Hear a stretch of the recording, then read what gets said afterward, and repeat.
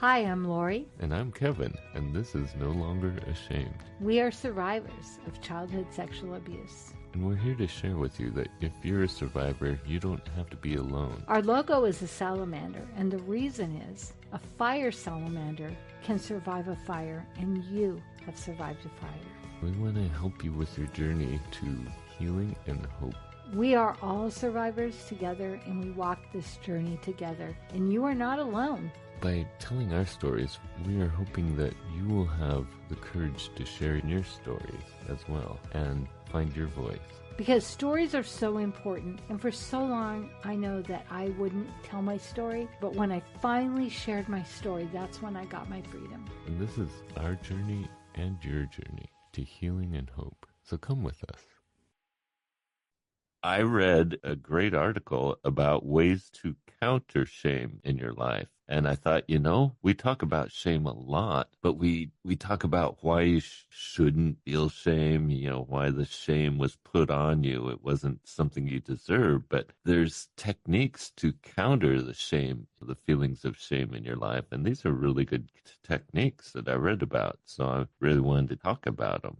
What are they? Well, so to start with, you separate from the shame. So their methods of separating from the shame was to basically identify the shame as an object or a person or something other than yourself, an animal, whatever it is. Just identify it as something other than yourself. So you separate from it in that way. And so when those feelings come up, you say, I'm not that, let's say, dog or whatever object. I'm not that object. So you separate from it and you start separating from it because often, especially for survivors, the shame is so overwhelming. It becomes a part of our identity. I don't think it becomes a part. I think it is. And that's why we have to separate because that's what happened for me this week. I had something happen, something I didn't get approved for. And instantly all of that stuff of I am bad. I am a bad person. It's something that I actually think I'm pretty good at, almost like not getting a job kind of thing. And I had to do so much work. What I wanted to do was run. So I put my book on tape on, and then I went, no, I have to just sit with this and recognize it's not me. And I had somebody that struggles with shame call me and say, when a normal person gets a rejection, it's just a rejection. It's not a reflection. Yeah. But when somebody with trauma gets a rejection, for me, where I went was total identity of I'm bad, I'm terrible. And then I start going through my checklist of all the other things that I've been rejected from. And so I like that, turning it into something. I did separate myself from it. I had to really work hard at it. Yeah. For days and days. Every time it would come up, I would say, that thing is not who I am. Yeah. And it was hard work.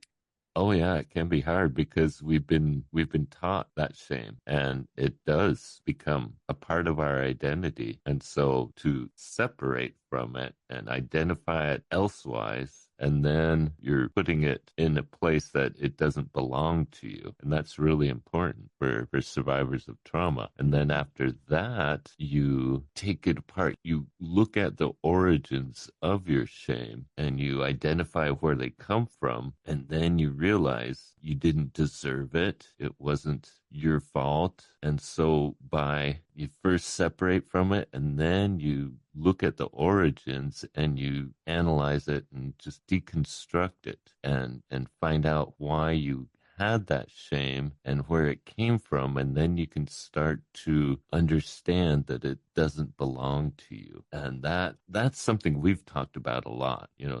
That deconstructing the shame is something we've talked about. But I like that part about separating from it. And then after you've gone through identifying it and deconstructing it and realizing it doesn't belong to you, you have to put something else there. You have to replace that shame with something else, because especially when we're so used to shame, when we're so practically, it's part of our identity, we have to replace it with something. And they suggest self-compassion. But for a lot of people who have suffered so much, self-compassion is really hard because we've been taught so much that there's something bad about us. There's something wrong with us. We've done something bad. And so they recommended practicing compassion for something else, someone else, like, practice compassion with a friend that you're really close to and feel a good relationship with. You practice compassion on someone else, or even a pet. Like for me, it'd be one of our dogs or my wife. Just learn compassion by practicing it on something or someone else. And then you can start to practice it, because what happens is you start having those feelings of compassion towards someone, and then you can realize that you deserve that compassion as well, and you didn't get that compassion. So what I did is I thought about my granddaughter, and I thought, what if she called me and said, Grandma, I didn't make the basketball team or whatever. I could easily be like, that coach is stupid. I'm going to go beat them up. I wish that you could have this. And then that's how, same thing. Then I could transfer that to myself, because then it's like, well, yeah, duh, she deserves it. Yeah. Then you realize that we deserve compassion and we didn't get it. But we still do deserve it. So you basically did all the steps that this article talks about without even being told what to do. But that's how you can counter shame, is first separating from it and then deconstructing it, analyzing where it came from, and then learning compassion and replacing that shame with compassion towards yourself. And it isn't easy at first. Did you try it? Did you think of a situation where... Well, I reflected on how I've dealt with shame in the past, and I realized I have used those same practices in different degrees. Often it's just the analyzing it and understanding where it comes from and realizing, and one of the things you do when you deconstruct it is you say, I'm not that shame. I'm not this, this isn't me. And that's also part of separating from it. And I realized that those techniques were how I've dealt with the shame in the past, and how it's actually helped me to have compassion towards myself when I felt like I was angry at myself or upset with or sad or disappointed with myself. I often did what you were talking about. I'd think of someone else, and if someone was in that situation, how would I talk to them? How would I treat them? And so you kind of realize we're not very fair to ourselves, and it's often because of shame. And the other thing that I really realized going through this week was I'm so grateful that I got help and support, because I knew what was happening. When I hadn't told my story, when I didn't know what was going on, I would have been mad, and I would have really beat myself up, and I could see me just going down a terrible rabbit hole. But once I was able to get help, and now when these things happen, I know kind of what to do with them. Do they hurt any less? No. Are they any less frustrating? No, but at least I took the time to process. And I recognized that I was running. I recognized I'm just going to go listen to my book on tape and ignore this. And I knew that I couldn't. And so I went through the process. And what I realized, by the next day, I swim in the morning, and I started to have those thoughts. What is wrong with you? All the thoughts, all that self-talk. Then I thought, I don't want to think about this while I'm swimming. And it was a couple hours later, I recognized, oh my goodness, I actually stopped thinking about it. I said, I don't want to think about this while I'm doing something I enjoy. And I didn't even recognize at the time that it went away, but I recognized later, wow, the power of making choices about what I'm going to think about, paying attention to my thoughts, and working through them in a way that if they come back, wait, we've already done that. No need to ruminate. Yeah, I think that's a huge part of this is understanding that we do control our thoughts. We can control our thoughts, and just paying attention to them is really important. And also paying attention to where they're coming from and the origins of them, and also having understanding about them. And that's so important. And I like what you said about, I'm not going to think about this. This is something I enjoy doing. I don't want to wreck it by ruminating. So I'm going to just tune that out for now. But that doesn't mean the way to counter shame is just to, ignore it and escape from it. I think it's important to pay attention to it, and then you can identify it, separate from it, counter it by deconstructing it, and then showing compassion for yourself. Because I think a lot of us don't give ourselves much compassion, especially when something happens that we feel like we messed up or did something wrong or we're embarrassed about. Yeah, there was no compassion for myself. I was embarrassed. I was frustrated, and I just went to that place of loser, Mm-hmm. of all of that. And I would think with as much work as I've done that it wouldn't have taken me so much work to process it. And yet it did. But I think I got to a good place a lot quicker and made decisions about what I really wanted and was able to just let go. Well, I know for me, it can take me a while to recognize after I've beat myself up that it wasn't fair. It might be a while before I realize that shame comes up and it triggers me, and I have that self-hatred and beat myself up. And it's not until later on sometimes that I have to look at it and go, that wasn't really fair, and look at where it came from. Yeah. And it is interesting how instantly we used to hear about this thing about in marriages, when you collect green stamps. So things are good, but then one of the spouse does something and all of a sudden it's like, yeah. And then they go back and you did this and you did that. And in a way, that's what I was doing. This in my heart, it was like, oh, this just proves that you don't know anything. This just proves that you're not good at, or this just proves. And part of that complex shame is that, see, it really is true. So there was so many layers going on. And so to really take the time to just sit with it and give myself some grace and not go there, even though I wanted to, because I wanted it. It was almost like, see, now I have a right to feel this way because all this stuff is true. And then to be like, no, it's not true. All these things aren't true. And the self-talk is so valuable, because that's when we're able to take, oh, you always,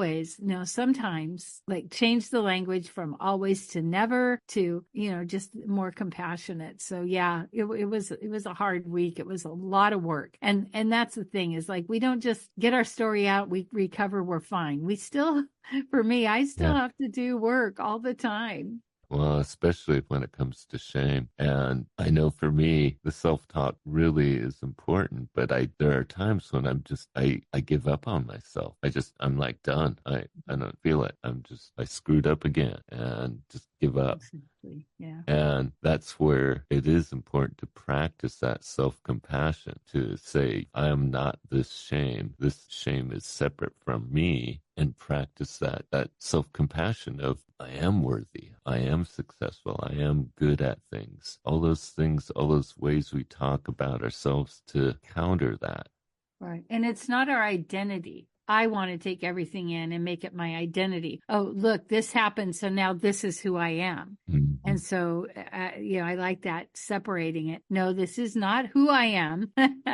This is something that just is, that happened, and it doesn't determine who I am and what I do. Yeah. And so I think even just a daily self-talk is really important part of this, because like you said, it could be an unexpected thing that happens, and then you just completely fall back into that process of blaming yourself, pulling up all those tickets and finding out all the reasons, and then letting it be our identity. But if we're practicing that self-compassion daily, if we're practicing saying, I deserve to be taken care of, I am worthy of doing good things. I am successful at things. Any kind of self-compassion that counters the feelings of the shame that we have. I know for me it was a lot of just feeling like I could actually be worthy of doing something, be capable. I never felt capable. I always felt like a failure, and I reinforced it by being a failure for a while and allowed myself to do things that basically sabotaged myself. And by that, I reinforced those feelings of failure. But now I know I am capable. I know I am good at things. I know I'm able to do things well. I know sometimes I make mistakes, but most of the time I really do a good job, and I'm proud of what I do.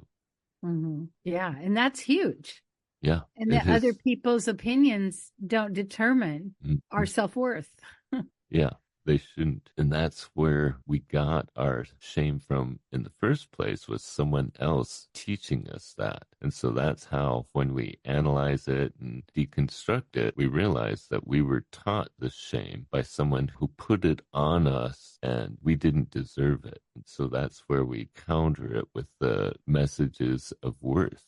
Yeah. And when we think about God, and that God is love, and that the Bible talks about how loving God is, and when I was experiencing the hurt and the rejection I was feeling, there was no feeling of love or compassion. And whatever our life is like, we're all going to face difficulties.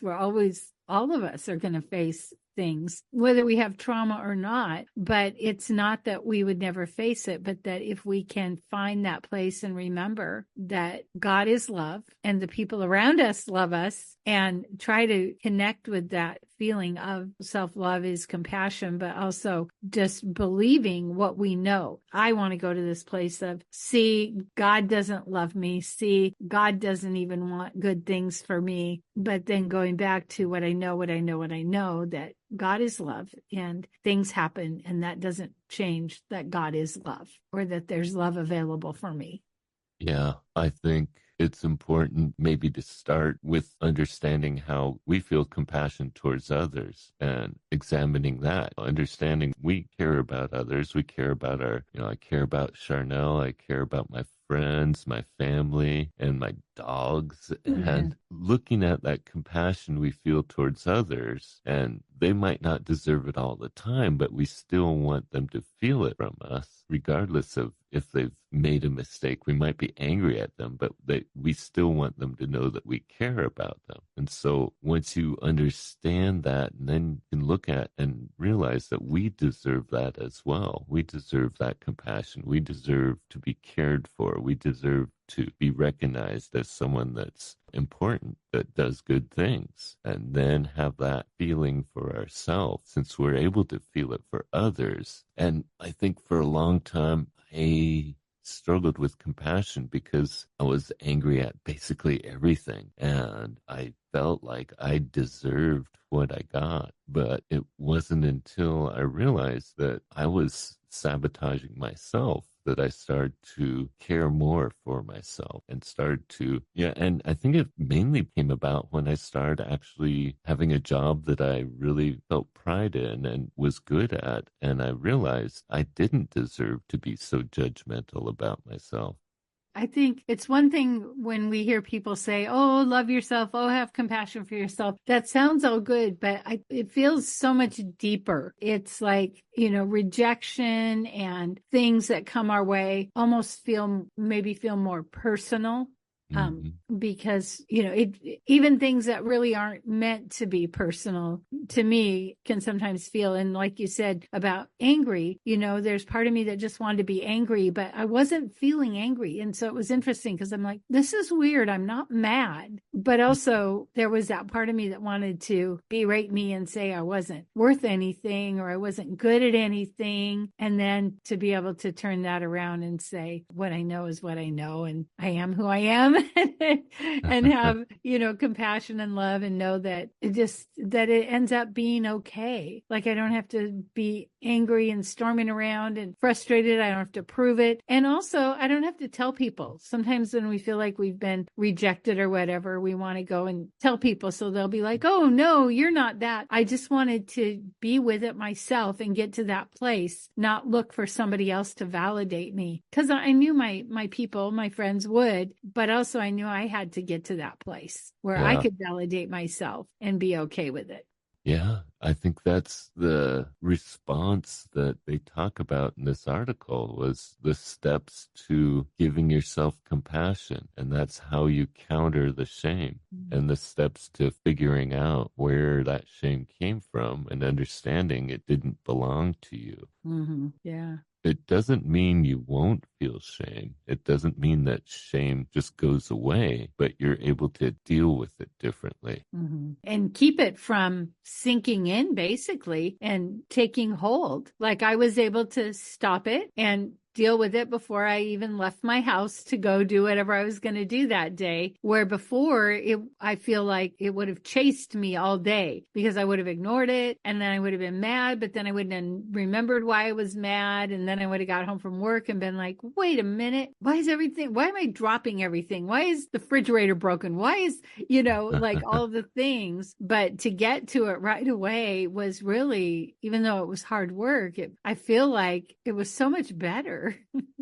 Yeah, recognizing it is the important part as far as the first step, just recognizing it right away, and then addressing it in a way that's countering that shame. And I think for so many survivors, I look at Nathan and what he's doing and how he's completely changed his personal viewpoint of himself and how he's proud of who he is now. I want that for everyone who's a survivor. I want them to be proud of being a survivor and getting through it and having self-love, having self-compassion. Because there's freedom in that. And, we're talking about Nathan Spiteri, who wrote a book and Toy Cars, and also has done a TED Talk, and that he's on a mission to help people and to use his story to help people. And, whether we use our story or not, the fact that we understand that we come from trauma, understanding that something has happened, that then we're not reacting all the time, because now we know what happened. We know that we have trauma, and then now we can begin the healing, which is just this amazing process you're talking about, Kevin. And I'm here to say it works. Yeah. I wish I could just say that things wouldn't bother us ever, but that's not true. I think about families that lose children, or I think about people that maybe lose friends or whatever. There are so many things that can happen that do cause us to hurt or to grieve. And that's a process too. But as we give ourselves grace and compassion as we go through it, we're going to get through it better. It's not that we don't have to go through it. We'll get through it better.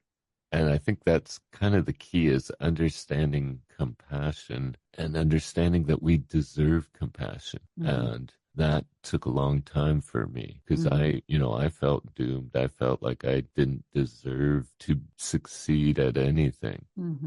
But when you have compassion for others, if you're feeling, like, even if it's just your pet, if it's just your dog, and you want the best for your pet, your cat, that compassion, diving into that, feeling that compassion and understanding why that person or whoever deserves compassion, then turn it back on yourself and realize that you deserve compassion and you deserve self-compassion. And that's, I think, the key to countering the shame, is understanding that, yes, we all do things that we're not proud of. We all have, make mistakes, or we don't succeed where we feel that we ought to. But that doesn't mean we have to own that shame. That doesn't mean that shame identifies us. Right. And that's good news.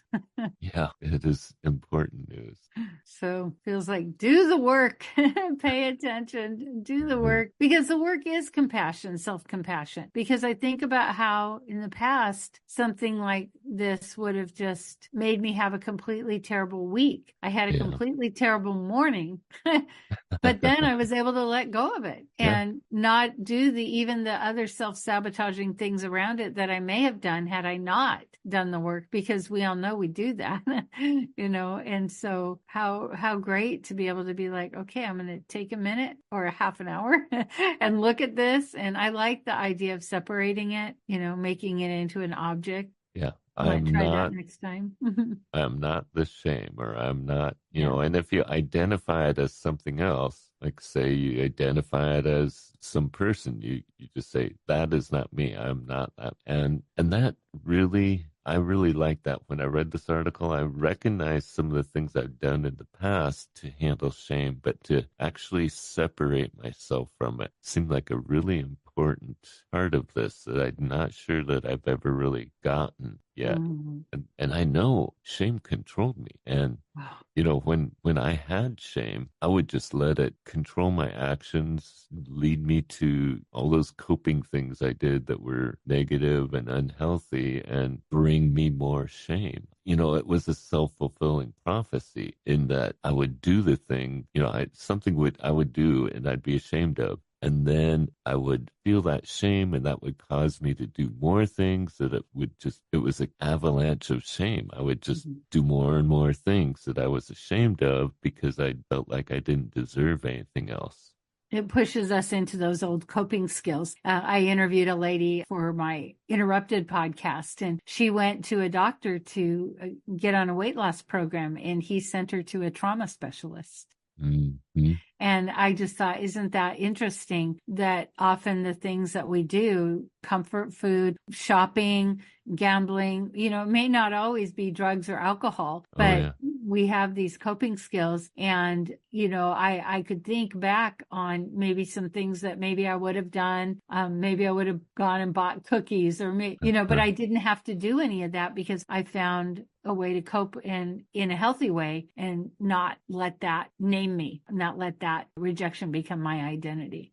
Yeah. So you are not your shame. It is not your identity. And there's ways to counter that shame that are healthy, that will help you handle your shame in a way that allows you to be who you are rather than be controlled by that shame, to be identified by that shame. Imprisoned really by it. Yeah. And so first you separate from it, and then you deconstruct it, and then you replace it with compassion. Those are the steps that they talk about. I recognize I've done some of them, but I think the separating at first was the one thing I hadn't really focused on in the past.